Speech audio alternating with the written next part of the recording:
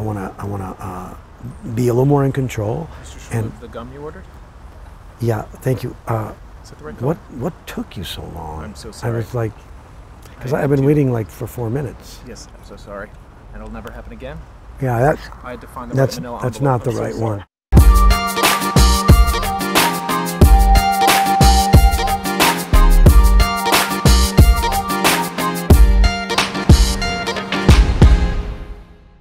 As an actor, you typically wake up early. The alarm clock goes off, usually very early. I personally wake up a little earlier. I live a little bit out of town, so I try and beat the traffic a little bit. I wake up, I take a shower, I go straight to work. I don't have to worry about food, I don't have to worry about fixing my hair or whatever. Especially in television and film, we have long days. Our day is typically about a 13 or 14-hour day. A lot of that time is waiting. A lot of it is outside, so you're walking around, you're moving around, you're carrying stuff. See, a typical day for a working actor, I feel like you're in the worst location possible for me to give you a serious answer, because I can't kind of bullshit my way through the fact that we're sitting in front of a beautiful pool in Southern California and I have a job. You are a free man now. You can finally live. We are taking you under our wing.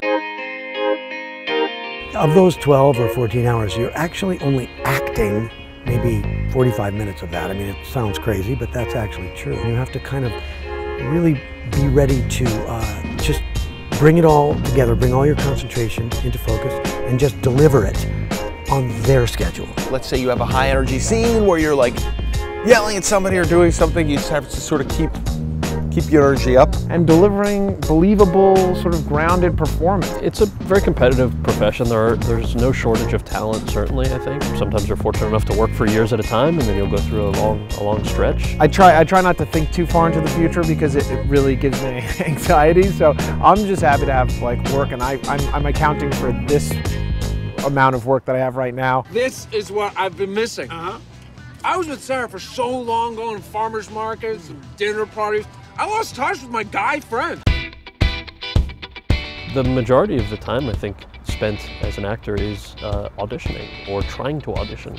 This show was probably my 8th or 9th pilot season, meaning I had gone on auditions during pilot season, which is usually January to April or so. And this was like my 8th go-around. I had booked 1 pilot in those 8 years. I had an acting teacher in high school. He sort of explained to us very early on, he said, the easiest part of your job, if you're lucky enough to get a job, is memorizing your lines. That's the easy part. Because once you've got your lines down, then you can actually focus on your character, and the two are completely different things. I'm pretty much memorized on all my lines, so that I'm not worrying about the lines in my head. I like to be prepared, because a lot of times directors come and throw things at you, or writers tell you to change lines, and the more prepared you are for those lines, the better you are. Don't know why. A little rude in that sense. The first is to persevere. That was the best advice I was ever given, because there's a lot of times where you really want to just throw up your hands and throw in the towel and all those other cliches. And you know, another good piece of advice is like entry-level jobs, you know, like for me as an actor, like doing background work, doing extra work, like you're there, you're on set, you see how it works. I tell you, man, I'm still learning too myself. I mean, I've had this job for 3 weeks. For me, being an actor before was auditions, reading scripts, writing material, performing a lot, trying to get, you know, I don't know, meetings, getting people to come to see my shows. You get questions from people who say that they want to be movie stars or they want to be celebrities.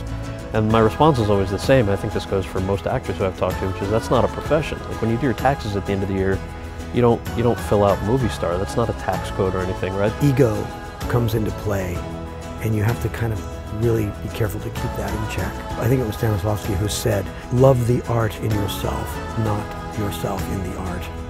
If you have a little bit of talent, you're gonna find work, but you have to stick with it. And it's not an easy business to break into. I don't make the rules for it. They just don't like people coming into this club. I think for most musicians, actors, dancers, singers who I know who've done it professionally, whether they're struggling or whether they've retired, has been that steady stream of the feeling that you have to do it, that your life wouldn't be completely fulfilled if you didn't do it professionally. Just wanted the cap, right? Yeah. The f is this? It's not cold. I said cold. New guys, am I right?